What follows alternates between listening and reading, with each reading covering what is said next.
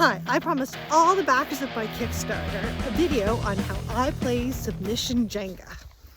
So let's get to it. That's what my list that comes out every month is all about. I like to find all the calls that I find interesting, normally in the speculative genre. Of course, I look for the ones that pay and never any submission fees. And then if there's some that intrigue me, like for example, I always love the Apex flash fiction ones. They're always like intriguing, a little bit weird. And then I start and write 1,000 words. In fact, that's how Roxy Vegas started, which will probably be my next Kickstarter.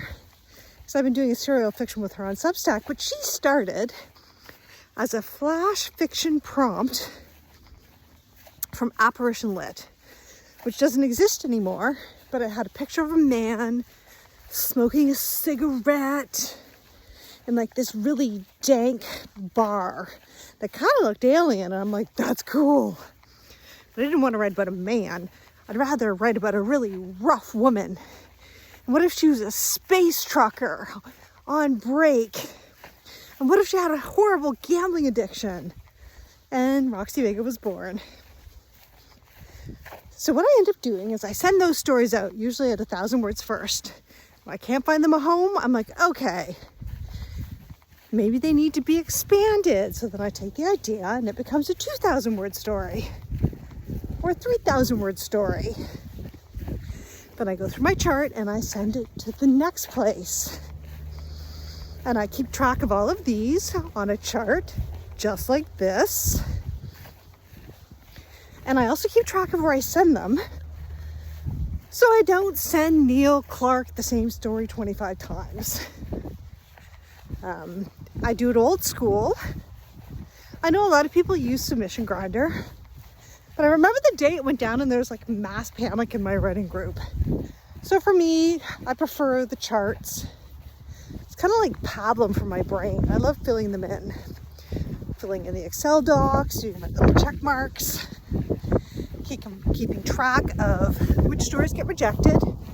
I always like to make a note of when they get rejected so I know if a market is fast with their rejections, like The Dark, or if I send a story to some of these lit magazines and you're liable to wait 6 months to sometimes even a year.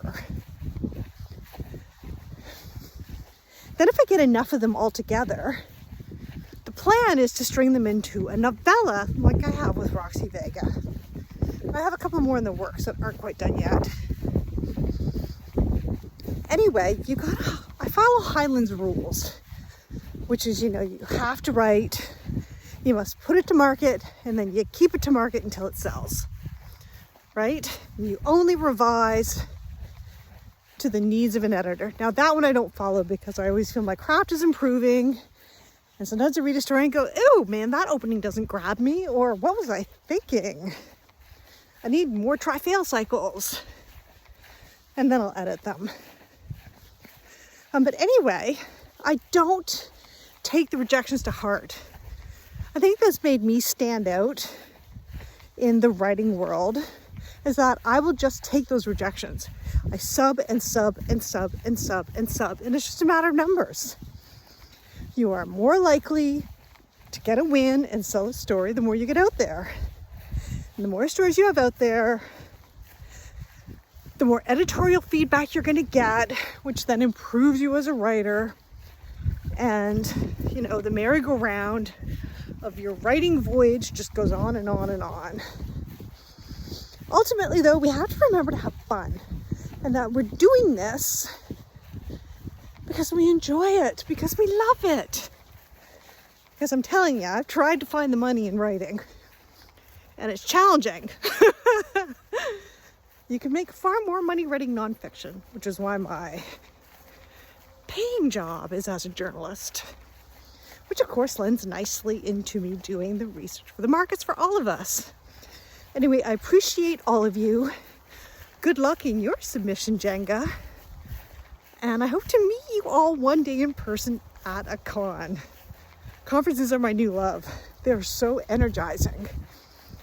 And every time I go to one, I find my career and my dreams take a step forward. Okay, Toodles.